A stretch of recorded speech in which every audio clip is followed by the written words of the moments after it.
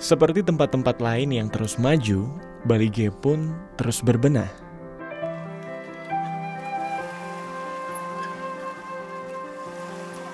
Namun ada banyak sekali memori yang menarik dari kota ini untuk dikenang. Apa ini? Mata kalung. Kalung lah. Langsung. Sama sekali nggak pernah kepikiran untuk ini jadi seperti ini? Iya, nggak kepikiran dan nggak membayangkan juga bisa seperti ini sekarang. Kali ini saya akan mengajak Anda kembali ke kota Balige, kota kenangan. Ya, pemirsa, kita udah mau nyampe. Seperti yang dilihat di belakang, itu adalah salah satu tempat yang kayaknya ini bakalan jadi pengalaman yang seru di sini, ya. Jadi kita agak mengasing dari keramaian, cuman ada kita di sini.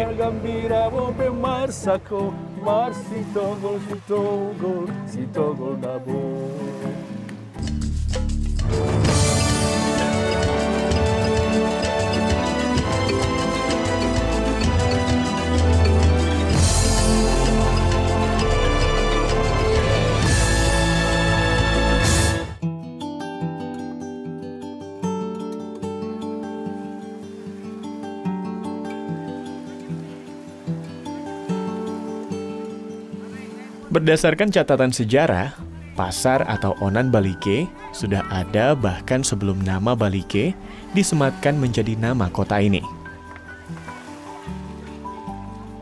Dahulu kala, pemerintah kolonial memang menempatkan Balige sebagai pusat ekonomi untuk wilayah sekitar karena lokasinya yang amat strategis.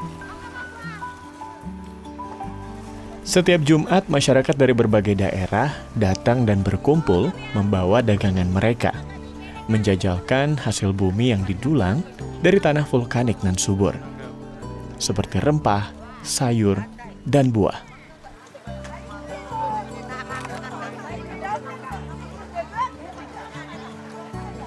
Banyak di antara mereka yang datang dari Samosir dengan berlayar. Ada pula yang berasal dari Muara, dengan hasil bumi andalan mereka buah mangga Samosir atau disebut mangga udang. Saya melihat mereka datang dengan penuh sukacita, berharap dagangan yang mereka bawa hari ini menemukan pemilik barunya, membawa pulang sejumlah uang untuk menyambung kehidupan.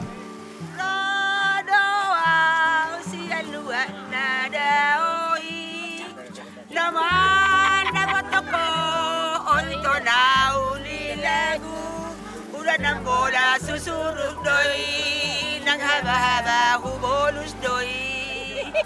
Udah ko gulu di harta siana. Pagkasakit, dakas doi di botoho. Siana zolo hudodo tuho, daksang kubaw.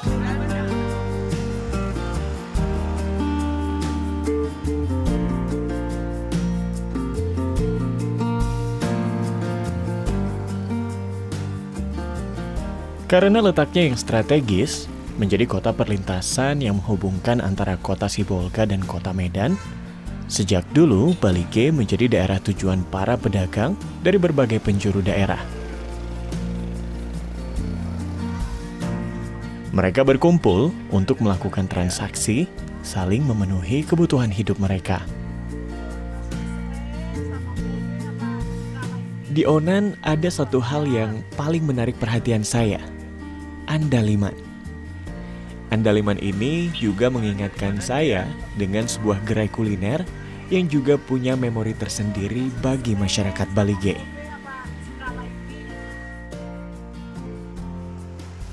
Kemudian saya menghampiri Sebastian Huta Barat, seorang teman putra asli Balige yang juga merupakan pegiat pariwisata Danau Toba. Hei Bang Nanda. Halo, Bang Huta Barat. Akhirnya gimana kabarnya? nyampe juga Balige. sudah kemana aja Balige? Sudah keliling Mas, sedikit. Keliling, oke. Iya, tapi hari ini khusus pengen ketemu Bang Huta Barat. Siap. Boleh ya? Siap, Udah lama boleh nggak banget, nyobain boleh pizza banget. Andalimannya. Tapi makannya kita Kalau di sini kan udah biasa nih. Nah, di belakang kita punya tempat yang asik.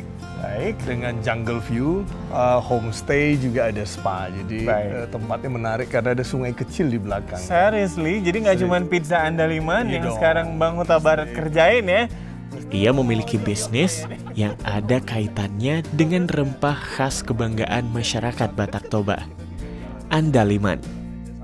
Wah, jadi udah 2018. Kalau dulu kan cuma ada di depan aja ya, Bang. Sekarang udah sampai ke belakang. Ya bentar, sambil kita ngobrol pasti enak ngobrol di ya belakang. oke. Marus. Perjalanan selalu memberikan kita pelajaran baru. Ini yang juga dirasakan oleh Bastian saat melakukan perjalanan ke berbagai daerah di Indonesia. Sukses dengan bisnis pizza Andaliman, ia mengembangkan unit bisnisnya dengan menghadirkan The Boat, sebuah kapal yang membawanya menjalani bisnis yang dapat memberikan banyak manfaat untuk dirinya, pengunjung, dan kota ini. Nah, kalau ini kita buat untuk refleksi lah. Kalau Bang Nanda hanya mau misalnya refleksi kaki sambil memandang danau kan bisa. Saya juga ingin mendengar langsung dari Bastian seperti apa perkembangan kota Balige saat ini. Kalau Bang lihat perkembangan Danau Toba hari ini dan juga Balige nih sebagai salah satu tempat destinasi wisata juga yang ada di sekeliling Danau Toba, seperti apa hari ini, Bang? Saya kira luar biasa ya, terutama setelah kepemimpinan Pak Jokowi ya. Setelah Bandara Udara Silangit dibuka. Kalau dulu kan memang oke lah, banyak sekali orang Batak yang berhasil di perantauan. Tapi kalau lewat Medan kan mereka sangat mikir kan. 7 jam dulu kan. Nah, baru setelah zaman Pak Jokowi ini ada jalan tol, ada Bandara Silangit, ini sangat cepat lah. Luar biasa ya. Tinggal kita memang, kalau jujur ya, mungkin kultur ya belum terbiasa ya. Kita orang Batak ini kan masih lebih senang sekolah dan merantau. Jadi belum melihat kedatangan wisatawan ini sebagai peluang sebenarnya. Oke. Ini datang pizzanya. Oh udah sampai. Ya. Ini yang tadi Abang buat sendiri? Pizza. Jadi sebenarnya kan Andaliman itu kan enaknya di kulitnya ya. Benar-benar ada rasa aroma khas ya. Dan sampai sekarang belum ada ditemukan dimanapun bumbu Andaliman ini. Ini luar biasa sebenarnya. Ini memang khas di kampung hanya di Tanah Batak, hanya Tanah Batak. Andaliman itu baunya khas segar, sekali khas. Dan ya. Jadi silakan. Boleh, sambil kita coba ya, Bang. Cobain dulu. Saya udah nggak sabar sebenarnya dari tadi. cobain silakan. Okay. Ngomong-ngomong soal Andalimannya Abang yang kayaknya udah cukup melegenda di Balige sih. Udah banget ya, Bang. Tapi aku pengen denger langsung deh kayaknya dari Abang. Awal mulanya Abang memperkenalkan pizza tapi dengan bumbu lokal Batak ya, Andaliman. Ya sampai ini Pak, waktu Pak Sandiaga Uno datang juga, dia berkesan banget sampai dia ngomong itu. Italian style Batak taste. Coba. Wah, benar. Masa dia jadi ingat banget ya. Pizza Andaliman ini pertama sekali tercetus oleh Bastian pada Desember 2014. Ketika itu, ia berkunjung ke rumah Ratna, salah satu aktivis lingkungan yang tinggal di desa kecil di Pulau Samosir. Gila, kita ke sana ya. Disuguhilah roti. Nah, saya kan menarik, ini ada desa kecil bisa menyediakan roti kan menarik, hebat sekali nih kan. Oh ya, dikenalin lah sama suaminya Thomas. Aduh, enak sekali, bisa nggak? Aku belajar buat. Nah ya yaudah, sini. Buat roti ya, yaudah. Nginap aja Bastian sini. Oh, udah nginap lah kita. Oke. Menggunakan peralatan seadanya, Bastian diajarkan membuat adonan pizza lengkap dengan sausnya. Disinilah Bastian terfikir untuk mencampurkan Andaliman ke dalam saus pizza. Saya langsung teringat waktu buat saus itu. Ini kan kayak buat sambal sebenarnya kan, tomat, bawang. Nah, kepikirin. Kalau kita tambah sedikit ini, saya pikir akan menarik gitu loh. Tercetus begitu aja, Thomas. Gimana kalau saya tambah Andalimannya gitu? Wah. Iya, kenapa enggak ya? Terserah kamu.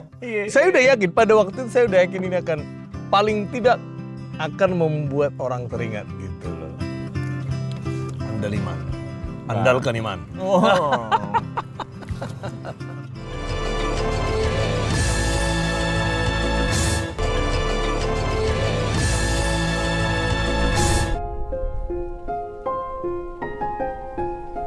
saya juga melihat hal lain yang masih terus bertahan di tengah kondisi sosial ekonomi yang kian sulit.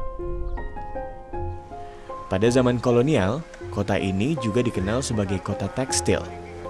Bahkan pada masa kejayaannya antara tahun 1960 hingga 1980, kota Balige menjadi kota tekstil terbesar kedua di Indonesia.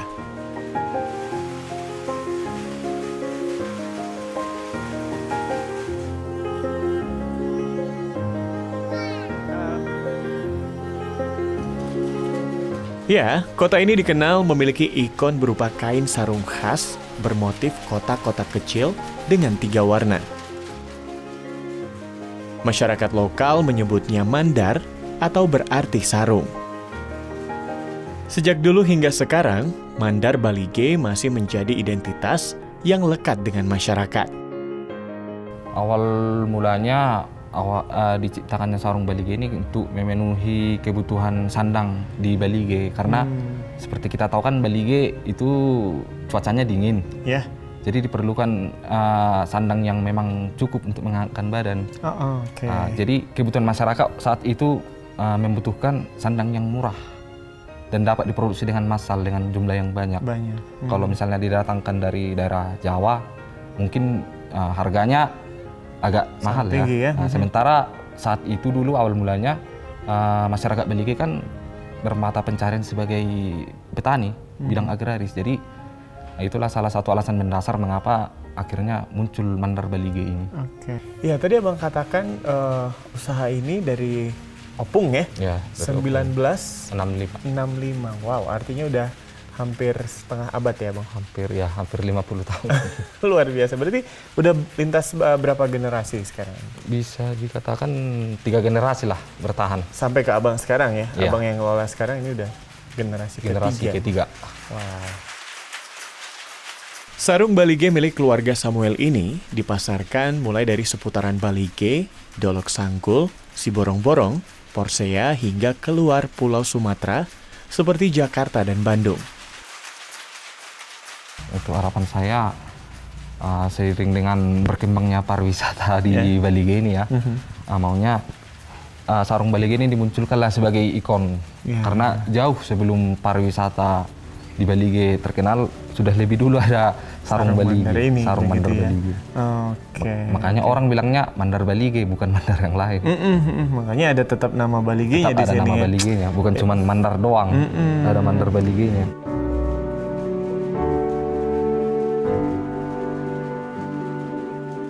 Semoga Samuel dan para pelestari mandar Balige ini dapat terus menjalankan bisnis mereka, melestarikan sarung yang sejak dulu telah menjadi identitas, menyimpan sejuta cerita bagi kehidupan masyarakat Balige.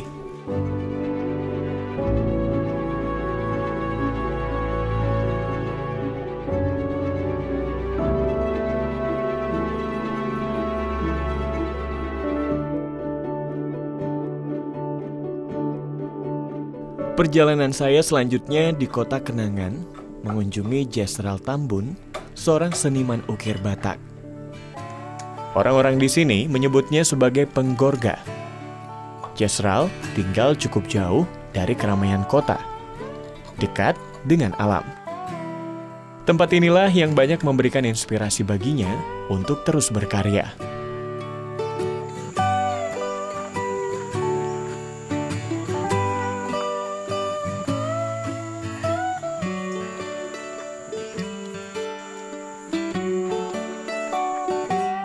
Halo Bang Jasra. Halo Le. Sehat? Sehat Le, sehat. Oras Bang. Kebetulan baru siap. Apa ini? Mata kalung. Kalung lah. Langsung. Karena kita udah janji kemarin kan. Oke, berasa siapa gitu ya, Selamat baru pagi. nyampe langsung dikalungin ya. Oke Le, oke. Oke, duduk Le. Iya. Lagi sibuk apa nih Bang sekarang? Sibuk apa ya? Sibuk ngukir di luar juga ada, di Oke. sini juga.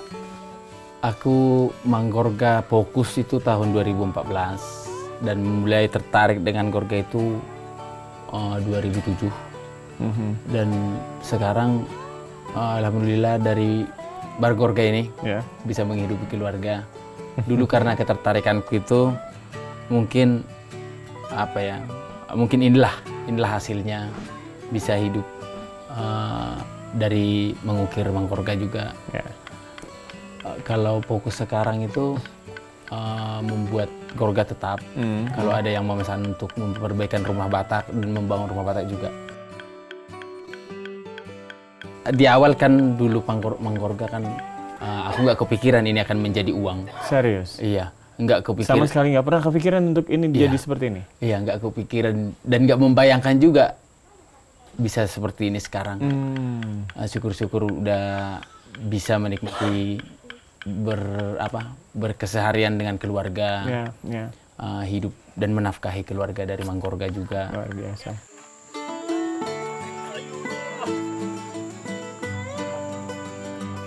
Karya-karya Jesral sejauh ini sudah banyak menghiasi rumah masyarakat, mulai dari wisatawan lokal maupun mancanegara. Meski menggunakan kayu sebagai bahan dasar karya-karyanya, Jesral tetap memiliki komitmen yang kuat untuk tidak mengambil kayu secara ilegal dan serampangan di hutan. Terlebih, ia tinggal dekat dengan hutan yang masih asri. Ia lebih mengutamakan untuk mencari dan menggunakan kayu yang mati secara alami di dalam hutan.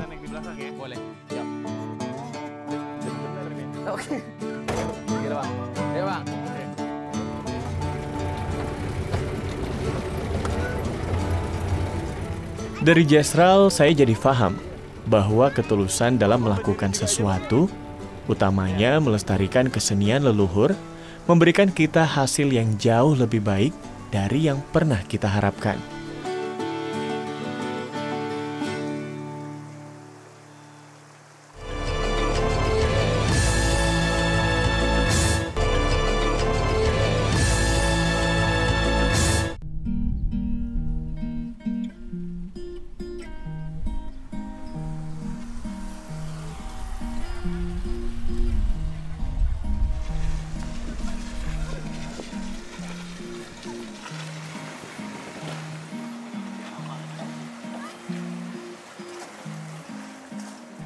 Akhir dari perjalanan saya di kota kenangan Balige ditutup dengan menikmati pesona alam dan juga keindahan Danau Toba yang sangat ikonik.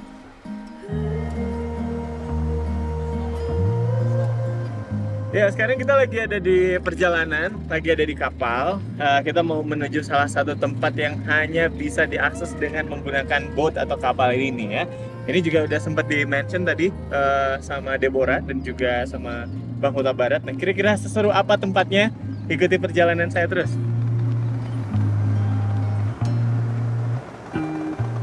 Akses menuju tempat ini hanya bisa menggunakan perahu mesin yang estetik ini, pemirsa.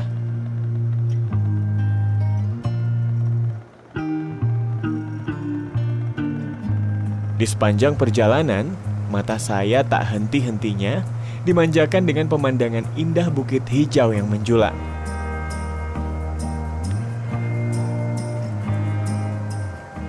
Ya, pemirsa, kita udah mau nyampe. Seperti yang dilihat di belakang, itu adalah salah satu tempat yang kayaknya ini bakalan jadi pengalaman yang seru di sini ya. Jadi kita agak mengasing dari keramaian, cuman ada kita di sini.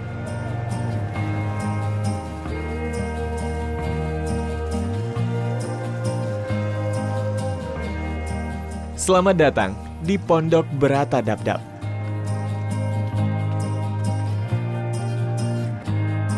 Wah, bener-bener nih. Ada ya di sini tuh tempat yang kayak buat kita bisa ngehilang sejenak dari kehidupan kita. Buat kita benar-benar merasakan setiap tarikan nafas, menghangatkan hati dan juga menjernihkan pikiran kita. Wah, di sini seru banget ya. Tendanya ini langsung ngadep ke danau dan tendanya juga sangat proper dan nyaman. Di dalamnya juga udah ada kasur untuk kita tidur. Jadi walaupun tidurnya di tenda kayak gini, itu tetap ngerasain tidur yang nyenyak, apalagi langsung ya kita bisa ngeliat Danau Toba.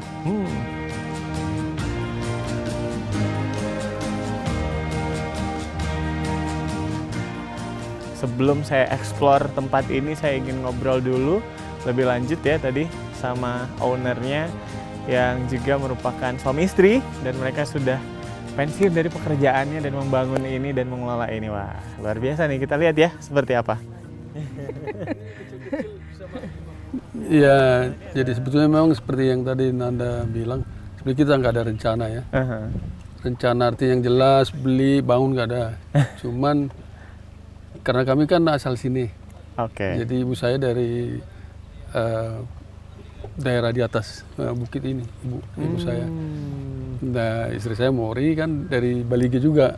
Jadi latar belakang inilah yang mendorong kami betah atau senang pulang gitu. Tapi sebelum pulang kami memang udah mulai bangun ini. Baik. Kami mulai sekitar tahun 2014 lah ya. 2014. Sebenarnya apa konsep yang ingin coba dibangun nih image-nya ke masyarakat? Seperti di prasasti itu kita buat namanya Pondok Berata Dap-Dap. Ada filosofinya ada kan sedikit di situ. Berata itu berkat atas kita, singkatannya, dan beratus anak tangga. Beratus anak tangga itu termasuk jejak-jejak kehidupan kita. Beratus. Nah, itulah prinsipnya, berkat atas kita, moga menjadi berkat bagi keluarga dan yang datang. Baik, Bapak Ibu, karena saya udah di sini di jam segini juga, enaknya ini aktivitasnya ngapain ya, Bu? Enaknya tuh sebelum nanti kita menikmati sunset yang puncaknya sebenarnya ya, karena kita benar-benar facing barat ini. Baik. Kita akan melihat sunset yang bagus. Sementara itu bisa main stand up paddle, bisa berenang, bisa juga coba canoe.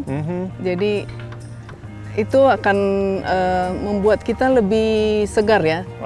Dan itu oksigen seperti masuk ini loh, banyak sekali. Jadi harus belajar dulu ya. Soalnya memang nggak pernah nih Bang sekali. Ini adalah pengalaman pertama saya nyobain olahraga rekreasi stand up paddle. Pengalaman ini jadi makin mengesankan karena perairan Danau Toba yang jadi arenanya. Ini adalah olahraga yang mulai populer di Indonesia sejak tahun 2015. Dan kini menjadi salah satu aktivitas yang bisa Anda pilih ketika berkunjung ke Danau Toba.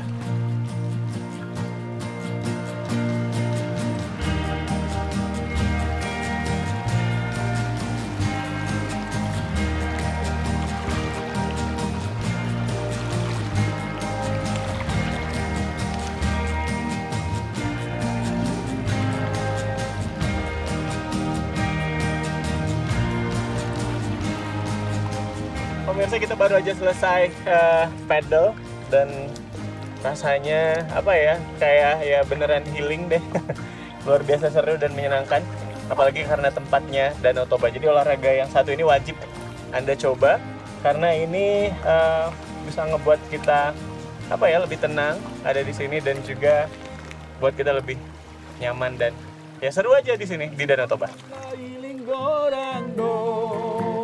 Asal mula di Sitogoldo, Marsagol bergembira ho, Marsitogol Sitogol dabo.